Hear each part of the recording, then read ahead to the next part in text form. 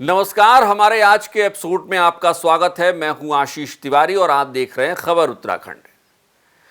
ये पीछे जो हमने स्क्रीन पे थंबनेल डाल रखा है, ये सवाल अब मौजूद है।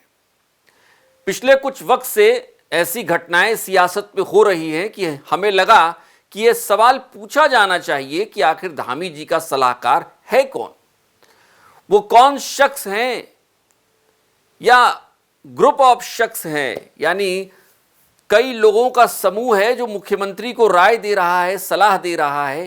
ये कैसी सलाह है, ये पूछा जाना चाहिए। मियां वाला रामजी वाला, सवाल सीधा है, इसकी जरूरत इस वक्त थी क्या? और इस जरूरत अगर थी तो इससे कौन सा सियासी लक्ष्य साध पाएगी बीजेपी?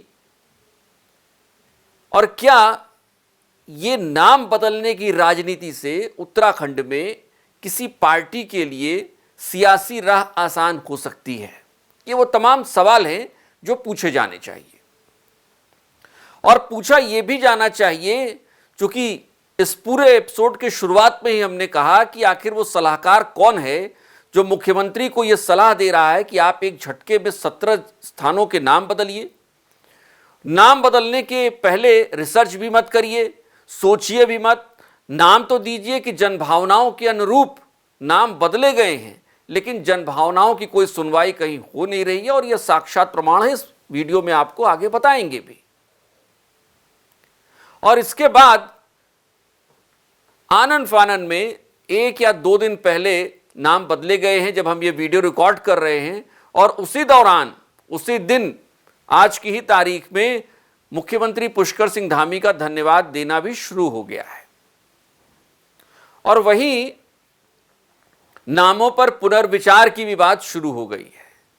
अब ये सारी चीजें आपको जरा सा हम विस्तार से बताते हैं। आप सबको पता है कि धामी सरकार ने 2 दिन पहले 17 स्थानों के नाम पूरे राज्य में बदल दिए। इसी में से एक स्थान मियांवाला भी है जो देहरादून में है। मियांवाला का नाम अब रामजी वाला कर दिया गया है। आमतौर पर आप जब सुनेंगे तो मियांवाला से जो आभास होता है वो ये लगता है कि ये मुगलों के समय में आया हुआ ये नाम रहा होगा और ये शायद मुस्लिम समुदाय से जुड़ा हुआ नाम रहा होगा। आमतौर पर परसेप्शन, जो धारणा है, यही बनती है इस नाम को सुनने के बाद। सरकार को लगा कि ठीक है भाई, इससे बढ़िया क्या हो सकता है, मियांवाला का नाम रामजी वाला कर देते हैं। अच्छा देखिए, राजनीति में राम को किस तरीके से फिट किया जाता है कि बोर्ड पर रामजी वाला लिखकर सोचा यह जाता है कि हमने रामराज्य ला दिया। हालांकि फिलहाल उस इलाके की व्यवस्थाओं पर कोई टिप्पणी करने का इरादा इस वीडियो में नहीं है हमारा, क्योंकि बात आज नाम बदलने की राजनीति पर हो रही है। और इस इलाके में जब मियांवाला से रामजी वाला किया गया तो क्या सरकार ने ये रिसर्च भी नहीं की, ये शोध भी नहीं किया, ये सोचा भी नहीं, पूछा भी नहीं कि भाई इस इलाके का नाम मियांवाला पड़ा तो पड़ा क्यों? क्या यहां मुगल आक्रांता आए थे या कोई और मुस्लिम समुदाय की वजह से, मुस्लिमों की बहुलता की वजह से इस इलाके का नाम पड़ गया, या यूं ही मन किया तो नाम बदलना है भाई, रामजी वाला कर देते हैं। अगर ऐसा था तो मुख्यमंत्री आवास की तरफ जाने वाली सड़क का नाम भी रखा जा सकता था रामजी वाला, रामजी रोड। राम राज्य वहीं से आता है आमतौर पर, लेकिन उसका नाम नहीं रखा गया, नाम मियांवाला का रखा गया। और इस इलाके में जब मैं खुद गया, उस इलाके में जो सच्चाई सामने आई वो ये बताती है कि रांगड़ राजपूतों की जो जाति है उसे मियाँ भी कहते रहे हैं। और ये आज के नहीं हैं, तकरीबन 300 साल के करीब का इतिहास है। जब अंग्रेज इस इलाके में आए, उन्होंने इस इलाके में रांगड़ राजपूत हुआ करते थे, उनको बड़े पैमाने पर खेती के लिए पट्टे अलॉट किए और वो वहाँ के बड़े राजपूत बने और बड़े कृषक बने।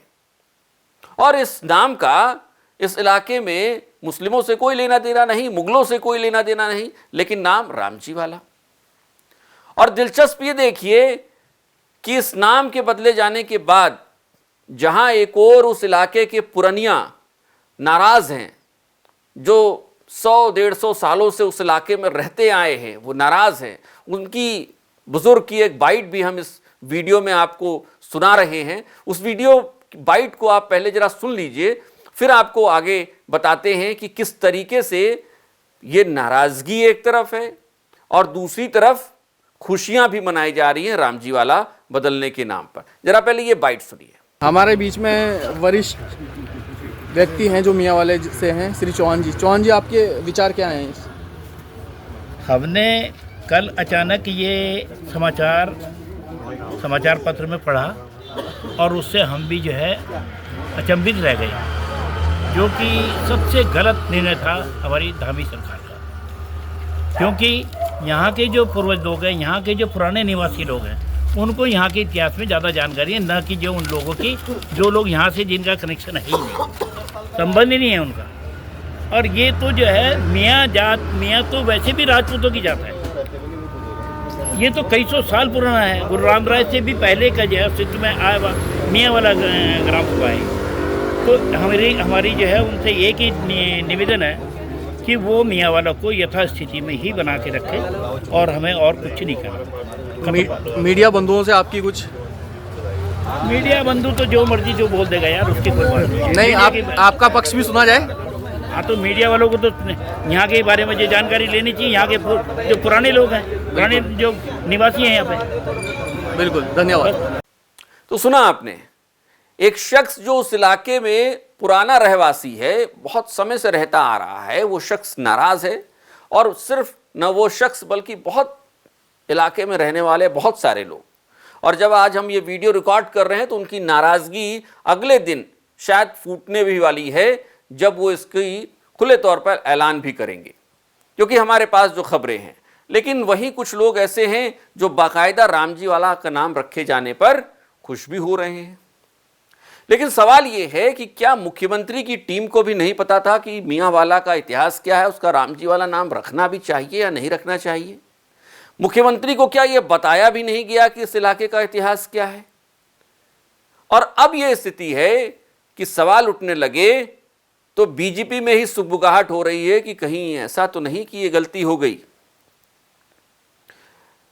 विधायक हैं बीजेपी के विनोद चमोली, उन्होंने बयान दिया है कि सरकार आमतौर पर जनभावनाओं के मुताबिक नाम बदलती है, लेकिन अगर कहीं लोगों की लोगों की भावनाएं कह रही हैं कि नाम नहीं बदला जाना चाहिए, तो उस पर पुनर्विचार भी हो सकता है, होना चाहिए एक तरीके से। जरा ये बयान सुन लीजिए विनोद चमोली का, पहले बीजेपी के ही विधायक हैं, फिर आगे बढ़ते हैं। नहीं, इस कोई बहुत बड़ा इशू नहीं है। और जैसे वहाँ पे नाम परिवर्तित हुआ है तो ऐसा भी नहीं कि कोई गलत नाम रखा गया है, लेकिन अगर लोग चाहते हैं कि वही नाम होना चाहिए तो अपने जनप्रतिनिधि हमारे पास वहाँ पर माननीय विधायक हैं, उनके माध्यम से, माननीय मेयर हैं उस क्षेत्र में, उनके माध्यम से उस विषय को आगे बढ़ा सकते हैं। और ये सरकार का विषय भी है तो नगर निगम का विषय भी है, क्योंकि कहीं कभी जो नामकरण होता है सरकार सीधे भी कर सकते हैं, लेकिन नगर निगम में भी नाम परिवर्तित होते हैं। तो अगर वहाँ पर आपत्ति है तो लोग सामूहिक रूप से अपनी बात कह सकते हैं और जनप्रतिनिधियों के माध्यम से सरकार के पास विषय जाएगा तो निश्चित तौर पर सरकार उस पर पुनर्विचार करेगी। तो सुना आपने, इसीलिए हम ये सवाल उठा रहे हैं कि धामी जी आखिर आपके सलाहकार हैं कौन? क्योंकि हर मसले पर विवाद अगर हो रहा है तो सवाल ये उठता है कि आखिर कौन लोग हैं जो बार बार इन विवादों को हवा देने की कोशिश कर रहे हैं। क्या मुख्यमंत्री पुष्कर सिंह धामी को गलत फीड किया जा रहा है? उनको पूरी जानकारी नहीं दी जा रही है। जोशीमठ का नाम जब ज्योतिर्मठ किया गया था तो कोई विरोध नहीं हुआ था। जोशीमठ का नाम ज्योतिर्मठ हुआ तो सबने स्वागत किया कि ये तो प्राचीन नाम है और ये ज्योतिर्मठ नाम होना चाहिए। कोई विरोध कहीं से नहीं आवाज उठी। विपक्ष ने एक दो आवाज उठाई, लेकिन उनके पास भी कोई ऐसा ठोस तर्क नहीं था कि वो जोशीमठ को ज्योतिर्मठ नाम बदले जाने का विरोध कर पाते। लेकिन मियाँ वाला का रामजी वाला करने के बाद लोग भी मुखर हैं, जनता मुखर है, इलाके के पुरनिया मुखर हैं, अपने ही नेता मुखर हैं, उसके विरोध में विपक्ष तो मुखर है ही है। ऐसे में धामी जी, सवाल ये है कि इसकी जरूरत थी क्या? इस तरीके की राजनीति की जरूरत क्या उत्तराखंड में थी? क्या उत्तर प्रदेश की राजनीति को रेप्लिकेट करने की या डुप्लीकेट करने की कोशिश उत्तराखंड में हो रही है? अगर हो रही है तो ये समझना होगा कि उत्तर प्रदेश की राजनीति जिस तरीके से चलती है, वहां का मुख्यमंत्री जिस तरीके से एक्शन लेता है, उस तरीके की राजनीति, उस तरीके का मुख्यमंत्री इस राज्य में तो नहीं है। और ऐसे में यह बिल्कुल जायज नहीं है कि आप आंख बंद करके सलाहों पर विचार कर लें। और उसके बाद देखिए, मुख्यमंत्री आवास में बाकायदा कार्यक्रम करके धन्यवाद ज्ञापित हो रहा है। उमेश शर्मा काऊ जो विधायक हैं रायपुर के देहरादून में, वो पहुंच रहे हैं। मेयर जो देहरादून के हैं वो पहुंच रहे हैं और धन्यवाद ज्ञापित कर रहे हैं। यानी बीजेपी के लिए ये राजनीति सूट करती है। बीजेपी के लिए ये राजनीति, उसको लगता है कि आगे की राह उसके लिए आसान बनाएगी। लेकिन सवाल ये है कि क्या ये राह सरकार के तौर पर, धामी सरकार के लिए 2027 में उसकी राह आसान बनाएगी? और ये सलाह देने वाला कौन था? इस सलाह देने के बाद क्या टीम ने रिसर्च भी नहीं की कि कम से कम ये देख लिया जाता कि जिन इलाकों के नाम बदलने के प्रस्ताव आए हैं उनका इतिहास क्या है? क्योंकि कई ऐसी जगहें हैं, चाहे आप नवाबी रोड का नाम ले लीजिए, फिर हल्द्वानी का जब जिक्र निकला है तो हल्द्वानी में तो बाकायदा पूजन भी हो गया है, नए नामों के साथ पत्थर भी लग गए हैं, वहाँ के मेयर ने उसका शुभारंभ भी कर दिया है। तो ये तेजी तो खैर भारतीय जनता पार्टी में है ही।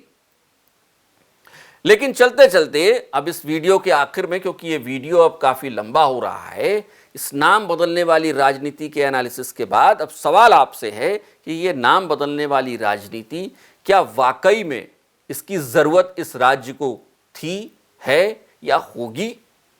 और क्या इस नाम बदलने वाली राजनीति से इस राज्य का कोई बहुत भला होने वाला है? कमेंट बॉक्स में आप बता सकते हैं।